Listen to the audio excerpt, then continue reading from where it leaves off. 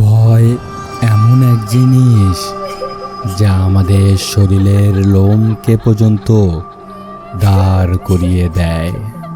ঠিক তেমনই কিছু সত্য ভয়ের ঘটনা নিয়ে হাজির হলাম। যারা ভয় পেতে ভালোবাসেন এবং মানুষের সাথে ঘটে যাওয়া বিভিন্ন ধরনের ভৌতিক ঘটনাগুলো শুনতে ভালোবাসেন, তারা অবশ্যই ভূতের খোঁজে ইউটিউব চ্যানেলটি সাবস্ক্রাইব করে রাখতে পারেন। এখানে মানুষের সাথে ঘটে যাওয়া বিভিন্ন ধরনের ভৌতিক ঘটনাগুলো আপনাদের সামনে উপস্থাপন করা হয়। প্রিয় লিসেনার্স, আসসালামু আলাইকুম। আশা করি সকলেই ভালো আছেন এবং সুস্থ আছেন। আমি অভি আছি আপনাদের সাথে।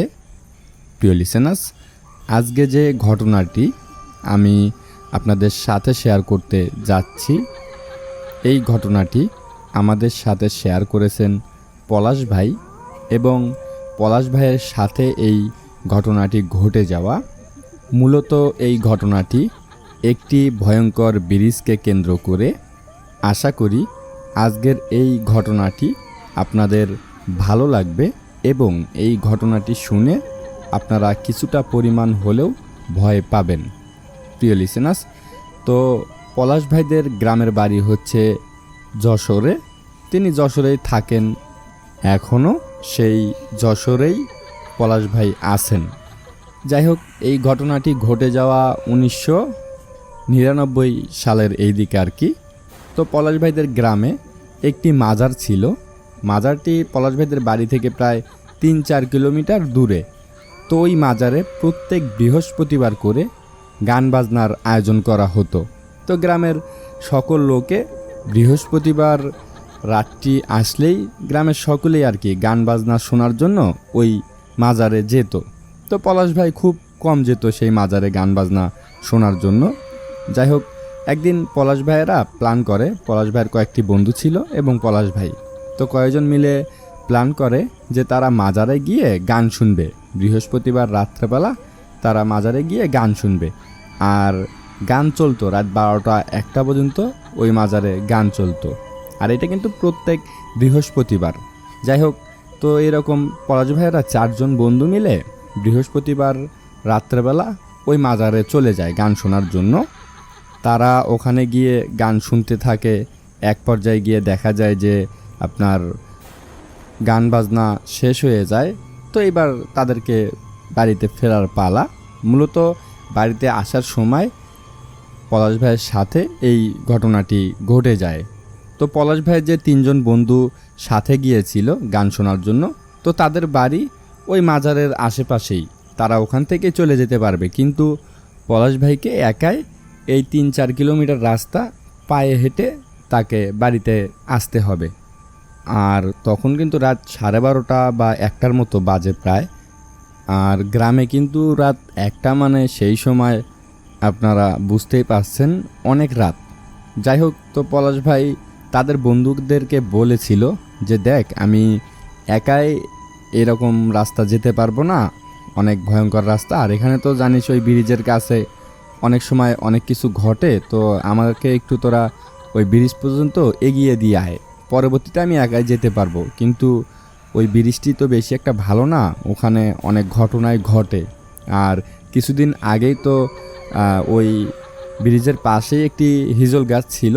তো ওই হিজল গাছে একটি মেয়ে গলায় ফাঁসি দিয়ে মারা গিয়েছিল। এখন ওইটা আসলে গলায় ফাঁসি দিয়েছিল নাকি আত্মহত্যা, নাকি কেউ মেরে ফেলেছে, কেউ এটা জানতো না আর কি। কিন্তু ওই হিজল গাছে একটি মেয়েকে পাওয়া গেছে ওই গলায় ফাঁসি দেওয়া অবস্থায়। যাই হোক, পলাশ ভাই তার ওই 3 জন বন্ধুকে বলে যে তোরা একটু আমাকে ওই ব্রিজটা পার করে দিয়ে আয়। কিন্তু পলাশ ভাইয়ের বন্ধুরা বলে যে দুরু পাগলা, কিছুই হবে না, তুই চলে যা, আর তোর সাথে কিছু ঘটবে না। আর কত মানুষ রাত্রেবেলা ওই ব্রিজের উপর দিয়ে যাচ্ছে আসতেছে, কই কারোর সাথে তো কিছু ঘটে না, তুই যেতে পারবি, আর অনেক রাত হয়েছে, তো আমরা বাড়িতে চলে যাই। তো পলাশ ভাই আর তাদের ওই বন্ধুদেরকে রিকোয়েস্ট করে না, পলাশ ভাই একাই ওই মাজার থেকে তার বাড়ির উদ্দেশ্যে রওনা হয়। পলাশ ভাই যখন ওই মাজার থেকে রওনা হয় এবং ওই মাজার থেকে বেশ কিছুটা দূরে চলে আসে, তো পলাশ ভাই দেখতে পারে চারপাশে ঘুটঘুটে একদম অন্ধকার, কিছুই দেখা যাচ্ছে না। তিনি তার নিজের শরীরে দেখতে পাচ্ছে না, এতটাই অন্ধকার। আর তার কাছে কিন্তু এরকম লাইট বা কোনো কিছু ছিল না যে তিনি পথ দেখে দেখে আসবেন, ওই রকম কিছু তার কাছে ছিল না। যাই হোক, ওখান থেকে পুরো রাস্তা মানে তিনি একটু ভালোভাবে আসে ওই অন্ধকারের ভিতরেই। আর গ্রামের রাস্তা তো, পুরোটা রাস্তায় তার চেনা ছিল, সেই কারণে তিনি ওই রকম অন্ধকারের ভিতরেই আসতে পারছিল। তো মাজার থেকে ওই ব্রিজ পর্যন্ত যতটুকু রাস্তা তিনি ভালোভাবেই চলে আসে। আসার পর তো যখন ওই ব্রিজের কাছাকাছি আসে, তখন তার মনের ভিতর বা তার শরীর কেমন যেন একটা শিউরে ওঠে। হঠাৎ করে তার শরীরের পুরো লোমগুলো দাঁড়িয়ে যায়, তার পুরো শরীরটা একটু শিউরে ওঠে এবং একটা শীতল বাতাস তার শরীরে লাগে, মানে একদম একটা ঠান্ডা বাতাস তার শরীরে লাগে।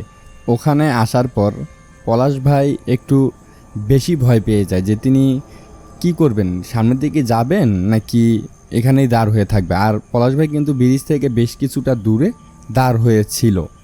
তো পলাশ ভাই খেয়াল করে যে ব্রিজের উপর থেকে একটি মেয়ে হেঁটে হেঁটে আসতেছে, একদম সাদা একটি শাড়ি পরা এবং তার হাতে কিছু রশি। এইটা ওই পলাশ ভাই দেখতে পারে। প্রিয় লিসেনার্স, পুরো জায়গা কিন্তু অন্ধকার ছিল, কিন্তু কেন যেন পলাশ ভাই ওই মেয়েটিকে স্পষ্টভাবে দেখতে পাচ্ছিল এবং ওই ব্রিজটাও স্পষ্টভাবে তিনি দেখতে পাচ্ছিল। কিন্তু তিনি বুঝতে পারে যে অনেক অন্ধকার চারপাশে, কিন্তু তিনি শুধু দেখতে পাচ্ছে ব্রিজটা একদম ক্লিয়ার, ওই হিজল গাছটা একদম ক্লিয়ার, সব কিছুই একদম ভালোভাবে তিনি দেখতে পাচ্ছিল। তো পলাশ ভাই দেখে যে একটি মেয়ে ওই ব্রিজের উপর থেকে হেঁটে হেঁটে আসতেছে, মানে উল্টো দিক থেকে ব্রিজের উপর দিয়ে হেঁটে হেঁটে ওই হিজল গাছের দিকে আসতেছে এবং সাদা একটি শাড়ি পরা, চুলগুলো ছেড়ে দেওয়া, আর চেহারা ভালোভাবে দেখা যাচ্ছে না। তো পলাশ ভাই ভয় পেয়ে যায় প্রথমে দেখে, কিন্তু পলাশ ভাই কোনো আওয়াজ করতেছিল না বা কোনো কিছুই করতেছিল না, তিনি শুধু দাঁড় হয়ে দেখতেছিল।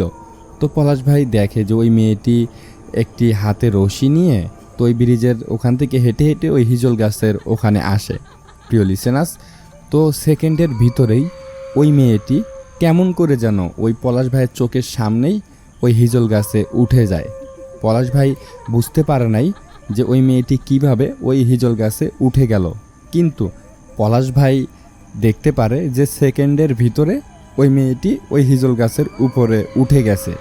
তো উপরে ওঠার পর ওই মেয়েটি আর কি একটি ডালের ভিতরে ওই রশিটি বেঁধে তো গলায় আর কি পড়তেছিল।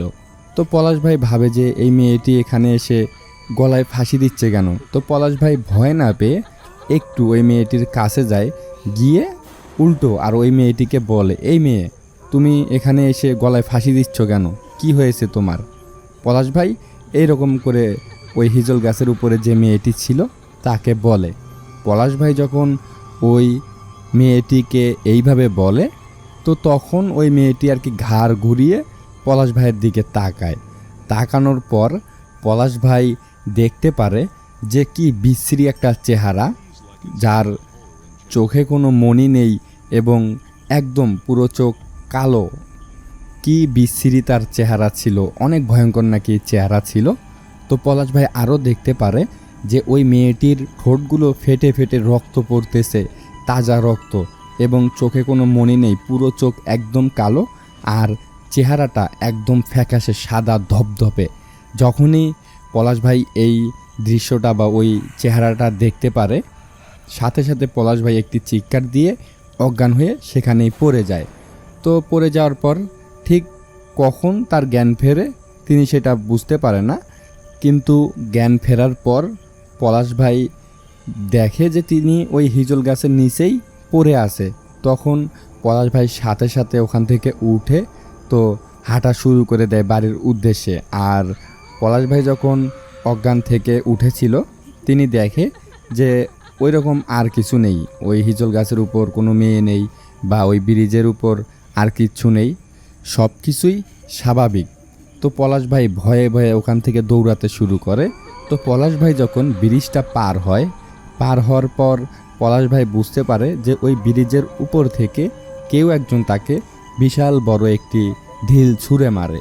তো ঢিলটি তার শরীরে না লেগে মাটিতে পড়ে, কিন্তু পলাশ ভাই দেখতে পারে যে মানুষের হাড়ের মতো এরকম কিছু একটা, মানুষের যে শরীরের হাড় তো এরকম একটা কিছু দিয়ে তাকে ঢিল ছুঁড়ে মারা হয়েছে।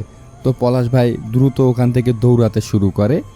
এক পর্যায়ে পলাশ ভাই বাড়িতে গিয়ে পৌঁছানোর পর তিনি কিন্তু বুঝতে পারছিল না যে রাত তখন কয়টা বাজে এবং তিনি কতক্ষণ ওই হিজল গাছের নিচে অজ্ঞান হয়েছিল। প্রিয় লিসেনার্স, তিনি বাড়িতে গিয়ে কাউকে ডাকাডাকি করে না, তিনি আলাদা রুমে থাকতেন। তো ওই আলাদা রুমে শুয়ে পড়ে। তো শুয়ে পড়ার পর তার কোনোভাবেই ঘুম আসতেছিল না চোখে, তার শুধু বারবার ওই কথাটাই মনে পড়ছে যে আজকে তিনি এটা কি দেখলো এবং ওই হিজল গাছের উপরে এই ভয়ঙ্কর মেয়েটি, এগুলোই তিনি ভাবতেছিল। তার চোখে ঘুমেই আসতেছিল না, কিন্তু তিনি একটা ভুল করে, তিনি কারোর সাথে শেয়ার করেনি সেই রাত্রেবেলা। তো ঘটনাটি এখানে শেষ হতে পারত, কিন্তু ঘটনাটি আসলে এখানে শেষ হয়নি। যাই হোক, পলাশ ভাই রুমের ভিতর যাওয়ার পর শুয়ে শুয়ে তো এই কথাগুলো ভাবতেছিল যে এটা কি ঘটে গেল তার সাথে। তো কিছুক্ষণ পর পলাশ ভাইয়ের যখন চোখ একটু একটু লেগে আসে বা ঘুম ঘুম ভাব চলে আসে চোখের ভিতরে, তখন পলাশ ভাই বুঝতে পারে যে সাদা একটি অবয়ব শূন্যের উপর ভেসে ভেসে তার দিকে আসতেছে। কিন্তু পলাশ ভাই যে চিৎকার দিবে, তার গলা থেকে কোনো চিৎকার বের হচ্ছিল না, বা তিনি যে উঠে ওখান থেকে দৌড় দিবে এই রকম শক্তিও তিনি পাচ্ছিল না। কিন্তু পলাশ ভাই স্পষ্টভাবে বুঝতে পারছে যে শূন্যের উপর একটি সাদা ধপধপে অবয়ব ভেসে ভেসে তার দিকে আসতেছে ওই ঘরের ভিতর থেকে। তো ওই অবয়বটি এসে ওই পলাশ ভাইয়ের আর কি বুকের উপর বসে পড়ে। তখন পলাশ ভাই অনুভব করে যে মনে হচ্ছে 80 কেজি বা 2-3 মনের একটি কিছু তার বুকের উপরে বসে আছে, এবং ওই অবয়বটি তার গলা টিপে ধরার চেষ্টা করে বা তাকে ওখানে অনেক আঘাত করার চেষ্টা করে।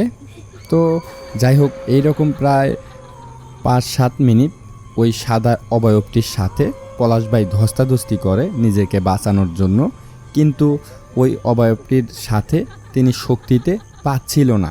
যাই হোক, পলাশ ভাই মানে কি করবে না করবে ভেবে পাচ্ছিল না।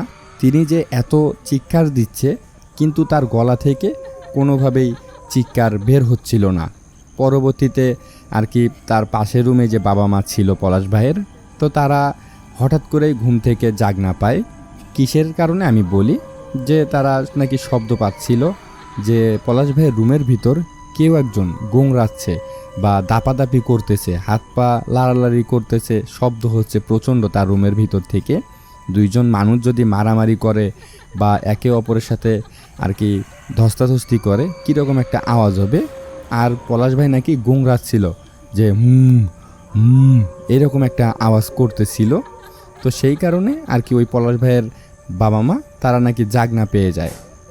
সাথে সাথে ওই পলাশ ভাইয়ের বাবা মা তারা রুম থেকে বের হয়ে তো পলাশ ভাইয়ের রুমে দরজার সামনে আসার পর তো পলাশ ভাইয়ের বাবা মা তারা ওই পলাশ ভাইয়ের দরজার ভিতরে বাড়ি দিচ্ছিল। তো এইদিকে পলাশ ভাই কিন্তু ধস্তাধস্তি করতেছিল। তো পলাশ ভাইয়ের এতটুকু মনে ছিল যে তার দরজার ভিতরে কেউ বাড়ি দিচ্ছে এবং শব্দ হচ্ছে, এতটুকুই মনে ছিল। পরবর্তীতে পলাশ ভাই সাথে সাথে অজ্ঞান হয়ে যায় আবার। তো এইদিকে পলাশ ভাই অজ্ঞান হয়ে গেছে, দরজা খুলবে কে? তো পলাশ ভাইয়ের বাবা মা দেখে যে না, কেউ দরজা খুলতেছে না। তখন তারা দরজাটি ভেঙে ফেলার পর ভিতরে চলে যায়। গিয়ে দেখে পলাশ ভাইয়ের পুরো শরীর দিয়ে অঝরে ঘাম ঝরতেছে, এতটাই তার শরীর থেকে ঘাম ঝরে গেছে। তার যে বিছানা, পুরো বিছানা একদম ভিজে গেছে তার শরীরের ঘাম দিয়ে। পলাশ ভাইয়ের বাবা মা এইটা দেখতে পারে এবং পলাশ ভাইয়ের বুকের ভিতরে এবং হাতের ভিতরে, মুখের ভিতরে খামচি বা হাঁচড়ের দাগ এগুলো দেখতে পারে। তো পলাশ ভাইয়ের বাবা মা খুব দ্রুত তাকে ঘর থেকে বের করে মাথায় পানি ঢালা শুরু করে।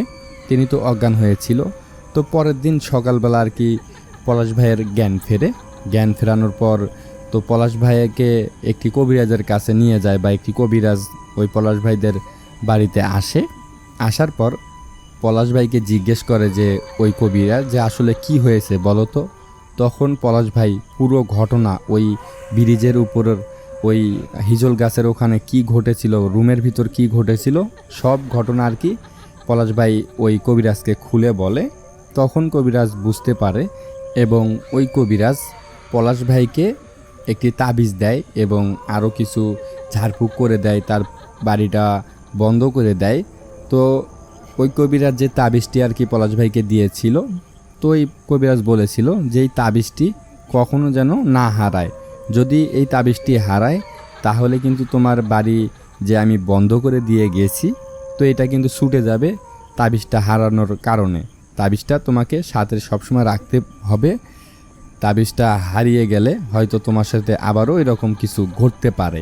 তো যাই হোক, এরকম তাবিজটা পলাশ ভাই তার সাথে রাখে। তো তার সাথে কোনো কিছু ঘটে না, কিন্তু প্রায় 1-1.5 বছর পর পলাশ ভাইয়ের তাবিজটা হারিয়ে যায় কোথায় যেন, তিনি বুঝতে পারে নাই, হারিয়ে যায়। তো তারপর থেকে পলাশ ভাইয়ের সাথে ওই রকম ভয়ঙ্কর কিছু ঘটে না, কিন্তু পলাশ ভাই বুঝতে পারে যে তার আশেপাশে কেউ একজন ঘোরাঘুরি করতেছে, বা তিনি যখন শুয়ে থাকে তিনি বুঝতে পারে তার পাশে কেউ একজন শুয়ে আছে। কিন্তু পরবর্তীতে পলাশ ভাইয়ের সামনে ওই রকম কিছু ভয়ঙ্কর আসে নাই। তিনি এগুলো অনুভব করতো, যে তিনি বুঝতে পারতো যে তার সাইডে কেউ ঘোরাঘুরি করতেছে বা তার সাথে কেউ শুয়ে আছে, এগুলো পলাশ ভাই অনুভব করতে পারতো। প্রিয় লিসেনার্স, মূলত এই ছিল ঘটনাটি, পলাশ ভাইয়ের সাথে ঘটে যাওয়া অনেক ভয়ঙ্কর একটি ঘটনা শুনলাম আমরা, ডিফারেন্ট একটি ঘটনা। প্রিয় লিসেনার্স, আশা করি পলাশ ভাইয়ের পাঠানো এই ঘটনাটি আপনাদের ভালো লেগেছে।